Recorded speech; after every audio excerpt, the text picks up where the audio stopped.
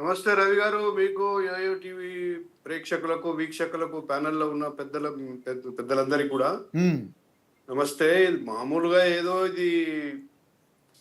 ఏదైనా ఆ రోజుకి ఆ రోజు జరిగే ఇన్సిడెంట్ మీద ఏ ఏ విధంగానైతే స్పందించి మీరు ఇట్లా ఉంటే ఎట్లా, అట్లా ఉంటే ఎట్లా అంటే హ్మ్.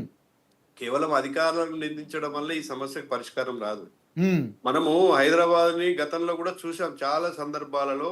సార్. వరదలొచ్చినప్పుడు దాని గురించి మాట్లాడుకోవడము, హడావిడి జేయడము, అక్కడ ఏమైనా నాలాలలో కబ్జాలుంటే పోయి హ్మ్.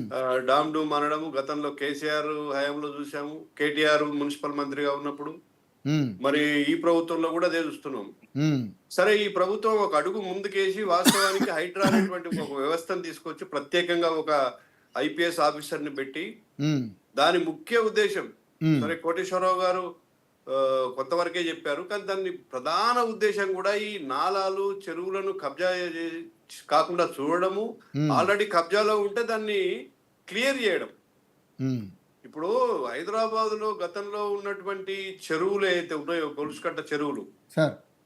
అటు పైన హిమాయత్ సాగరు, హ్మ్. ఉస్మాన్ సాగరు, తర్వాత మళ్ళా కింద ఉన్న చెరువులన్నిటిని కూడా కబ్జా చేసి బిల్డింగులు కట్టి నాలాలను కబ్జా చేసి ఆఖరికి నాలాల మీద కూడా మరి బిల్డింగులు కట్టారు కాబట్టి ఇప్పుడు ఈ సమస్య. సమస్య. అవును. హ్మ్. ఇప్పుడు ప్రధానంగా మీరు మీ మూల కారణాన్ని తెలుసుకొని ఆ క్యాన్సర్‌కు మందెయ్యకుండా హ్మ్. నువ్వు పైపైన ఏదో శస్త్రచికిత్స చేస్తే ఏమీ కాదు. హ్మ్. సరే, ముఖ్యమంత్రి గారు 1 తారీఖు నాడు ఒకటి సమావేశం పెట్టి హ్మ్. రాబోయే వర్షాలకు మీరు అప్రమత్తంగా ఉండండి అది ఇది అని చెప్పి సరే జనరల్‌గా ఇన్‌స్ట్రక్షన్స్ ఇచ్చారు. హ్మ్. కానీ 9వ తారీఖు నాడు ఏమైంది, ఒక్కసారిగా కుండపోత వర్షం కురిసి హ్మ్. విపరీతమైన ట్రాఫిక్ అమ్మో! జామ్ అయిపోయింది. నేనెప్పుడు చూడలేదు సార్. నేనెప్పుడు చూడలే అంత ట్రాఫిక్. నేనేమంటున్నా అంటే, హ్మ్. హ్మ్. ఇంత టెక్నాలజీ వచ్చింది. మీ హ్మ్. దగ్గర కమాండ్ కంట్రోల్ రూమ్ ఉంది. హ్మ్. నేను వెళ్ళాను ఒకసారి ఆ పోలీస్ కమాండ్ కంట్రోల్ రూమ్‌కి. నిజంగా కూడా ఒక మంచి వ్యవస్థ అది. ఓకే. అంటే దాదాపు రాష్ట్రం మొత్తం మీద ఉన్నటువంటి 8,00,000 సీసీ కెమెరాలకు అనుసంధానం చేశారు అప్పటికే. అది అబ్బా! ప్రారంభోత్సవం నాటికే. ఓహ్! సూపర్. హ్మ్. ఇప్పుడు ఇంకెన్నయినాయో తెలవదు. హ్మ్. అయితే ఇప్పుడు ఎక్కడన్నా ప్రాబ్లము ఈ జామ్ అనేది గూడా ఒక దగ్గర ఉంటది. హ్మ్. ఇప్పుడు సపోజ్ మాకు మనం మాదాపూర్ నుంచి మొదలుకుంటే మనకొచ్చే ట్రాఫిక్ అంతా అటువైపు వచ్చేదంతా గూడా మా జు యూసుఫ్‌గూడ దగ్గర ఆగుతది. సార్. ఈ ఆగిన చైన్ మొత్తం అక్కడి దాకా ఎందుకు ఆగాలి? హ్మ్. ఎందుకు మరి అప్పటికప్పుడు అలర్ట్ చేసే వ్యవస్థ లేదు. ఓకే. ఎక్కడికక్కడ డైవర్ట్ చేసే వ్యవస్థ లేదు. హ్మ్. ఇప్పుడు కిలోమీటర్ల తరపున ఆగుతుందనంటే మధ్యలో రోడ్లు లేవా? హ్మ్. అంటే ఇది నిజంగా గూడా అధికారుల వైఫల్యం అన్నట్టే గదా! ఓకే. హ్మ్. ఇప్పుడు నువ్వు సీసీ కెమెరాల ముందర కూర్చొని మీకు తెలుసుంటది. నాకు తెలవదు, కార్‌లో ఉన్న వ్యక్తికి తెలవదు ఈ రోడంతా జామ్ జామ్ అయ్యుందని. అయిందని. అవును. అవును. హ్మ్. నువ్వెందుకు అలర్ట్ చేయవు? అలర్ట్ చేయాలి. డైవర్ట్ చేయాలి. ఇవాళ ఎక్కడెక్కడ ట్రాఫిక్ ఉన్న ఇవాళ వాళ్ళని. వాట్సాప్ ఉంది. హ్మ్. ఫోన్లున్నాయి. హ్మ్. మీకు చాలా దేశాలలో నేను చూసాను. ఇట్లాంటివి వచ్చినప్పుడు ఏం చేస్తారంటే వాళ్ళు మెసేజ్ పంపుతారు ఫోన్‌లో. అవును. హ్మ్. ఇప్పుడు మీ దగ్గర మొత్తము ఫోన్‌లది డాటా ఉంది. సార్. మొత్తము మీ దగ్గర సీసీ కెమెరాలున్నాయి. హ్మ్. నెట్ ఉంది. ఇంటర్నెట్ ఉంది. ప్రతిదీ ఉంది. హ్మ్. ఇప్పుడు ఆ రూట్‌లో రావడాన్ని ఎందుకు అనుమతిస్తారు? సపోజ్ యూసుఫ్‌గూడలో జామ్ అయింది అనంటే, అటునుంచి వచ్చే ప్రతి వెహికల్‌ని కూడా మీరు మధ్యలో డైవర్ట్ చేయొచ్చు కదా! చేయొచ్చు. చేయొచ్చు. అవును. హ్మ్. ఇప్పుడు ఇక్కడ ఫెయిల్ అయింది. మనం ఓకే. దీన్ని అర్థం చేసుకోవాలి. ఇయాల ఒక్క రోజులో హైదరాబాద్ యొక్క మొత్తము స్వరూపాన్ని మార్చలేరు. మనం అవును. అర్థం చేసుకోగలుగుతాం ప్రభుత్వంకున్న ఇబ్బందులను గూడా. అవును. కానీ ఈ హ్మ్. మేనేజ్మెంట్‌లో విఫలమైతుంది. బహుశా ముఖ్యమంత్రి గారు కూడా దాని మీదనే ఫైర్ అయినట్టున్నాడు అధికారుల మీద. గట్టిగా. అవును. మంచిదే. హ్మ్. మరి ముఖ్యమంత్రి కూడా అడగకపోతే ఎవరు అడగాలి? అవును. బాధ్యులు అల్టిమేట్‌గా అంటే అధికారులే ఆయన, గదండీ! ఆయన ఒకటో తారీఖు సమీక్ష పెట్టి చెప్పినాక కూడా మీరు పట్టించుకోకపోతే మీరు ఏం పని చేస్తున్నట్టుగా కానీ సీరియస్ అయ్యాడు గట్టిగానే. లే దాంట్లో మనము పెద్దగా ఆయనను తప్పు లే పట్టాల్సిన లే అవసరం లే లేదు లే ముఖ్యమంత్రిని. ముఖ్యమంత్రి గారు మనం ఎందుకు తప్పు పడతాం సార్? ఆయన చెప్పినా కూడా కానీ పట్టించుకోకపోవడం అంటే నేనేమంటున్నా అంటే ముఖ్యమంత్రి గారి సార్, మాటకి విలువ లేకుండా పోయింది. ఇది దీన్ని ఏందంటే సరే అది తాత్కాలికమైనటువంటి సమస్య జామ్ కావడం అనేది. హ్మ్. పర్మనెంట్‌గా ఏం ఆలోచిస్తున్నారు? అది. మీరు హైడ్రాకి ఇచ్చినటువంటిది టాస్క్. హ్మ్. దానికి ప్రత్యేకంగా పోలీస్ స్టేషన్ ఏర్పాటు చేశారు. ఇవన్నీ ఎక్కడెక్కడ దేని కారణంగా జామ్ అయిందో మూల కారణాలు బయట పెట్టండి. హ్మ్. అక్కడ క్లియర్ చేయండి గదా! హ్మ్. ఇప్పుడు నేనేమంటున్నా అంటే ఇది ఇప్పుడు మీకు ఇదే రోజు సేమ్ నేను ఈనాడులో చూశాను. దాని కిందనే ఒకటి వరంగల్ది ఇచ్చాడు. అవును ఇచ్చారు. పూడిక తీయలే. 47 పూడిక 40 తీయలేదు. దాదాపు 40 పైగా చెరువుల నీళ్ళన్నీ కూడా ఉమ్, ఈ బొందివాగు అనేటువంటి దాంట్లోకి వచ్చి పడతాయి అవును సార్. నాలాతో. అవును. ఈ నాలా ద్వారా 40 చెరువులై పోవాలంటే పోవడం లేదు. దాన్ని సమగ్రంగా చేయాలని ఒక 1200 కోట్లతోనే ఒక ప్రాజెక్ట్ రిపోర్ట్ ఇచ్చారు. ఉమ్, అది ఇంకా డిపిఆర్ స్టేజ్ లో ఉందట. అంటే లాస్ట్ ఇయర్ వర్షాకాలము భయంకరమైనటువంటి వరదలు వచ్చినాయి. అనేక కాలనీలు 25 కాలనీలు మునిగిపోయి చేస్తే మునిగిపోయి. అవును అవును. ఇంతవరకు మళ్ళా దాన్ని ఇంకా దుమ్ము దులపలే ఫైల్ కి. ఇంకా డిపిఆర్ పంపలేదట.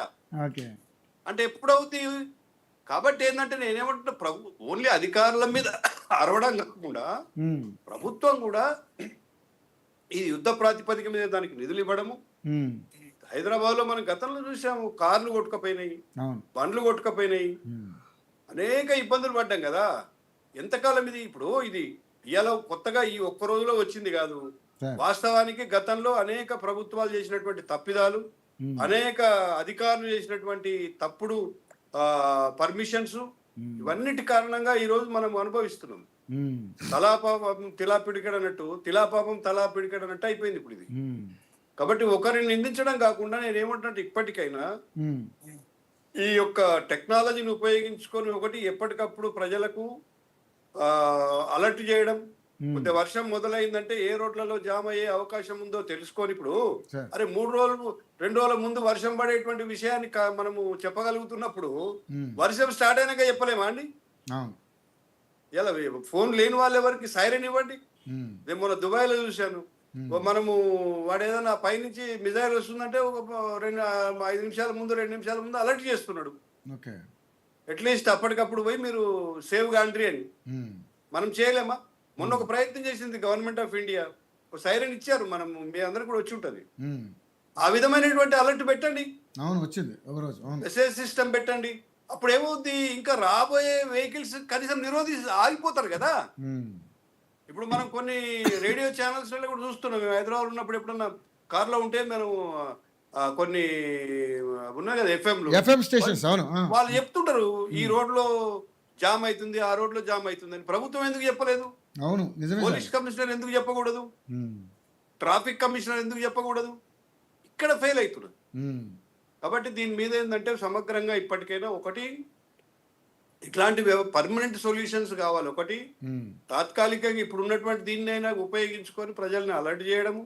ఉమ్, ఈ విధంగా చేస్తే కొంతలో కొంత, మరీ పోయి గంటలు గంటలు ఇప్పుడు నేను చాలా దేశాల్లో చూశాను. సరే ఇక్కడ సాధ్యం కాకపోతే నేను ఇజ్రాయెల్ చూసిన, దుబాయ్ చూసిన, వేరే దేశాలలో కూడా సార్. ఒక రోడ్డు ఉంటే కంపల్సరిగా దాని పక్కన ఒక ఎమర్జెన్సీ వే ఉంటది. ఓకే. ఆ లేన్లోకి ఎవడు రాడు. ఒక సర్వీస్ రోడ్ ఉంటుంది. సర్వీస్ పక్కనే ఉంటది కంపల్సరీగా. అయితే అంబులెన్స్ పోవడానికి, లేదంటే ఎయిర్పోర్ట్ కు పోయే వాళ్ళ కోసము ఆ రోడ్డు ఉంటది. ఓకే. మన దగ్గర కూడా ఎందుకు ఆ ప్రొవిజన్ పెట్టకూడదు? అట్లీస్ట్ పెద్ద పెద్ద రోడ్లలో పెట్టండి. ఉమ్, ప్రజలకు కూడా దీని మీద ఇచ్చిరావాలి. ఆ రోడ్లో పోయినోడికి పెనాల్టీ వేయండి. ఉమ్, మీకు ఆల్రెడీ ఇప్పుడు వేస్తలేరా? ఉత్తగానే వేస్తున్నారు. ఉత్తగానే. సిగ్నల్ జంప్ అయినవని, దానికి దీనికి ఉమ్, స్పీడ్ పోయినవని చెప్పి చేస్తున్నారు కదా. ఎక్కడెక్కడో హీడెన్ కెమెరాలు పెట్టి చలనాలకు మాత్రం మధ్య చేస్తున్నారు. ఇట్లా ఎందుకు చేయరు? ఉమ్, ఎమర్జెన్సీ ఎట్లా? ఇప్పుడు నాకు ఎయిర్పోర్ట్ పోయేది ఉంది, పోగలుగుతానా?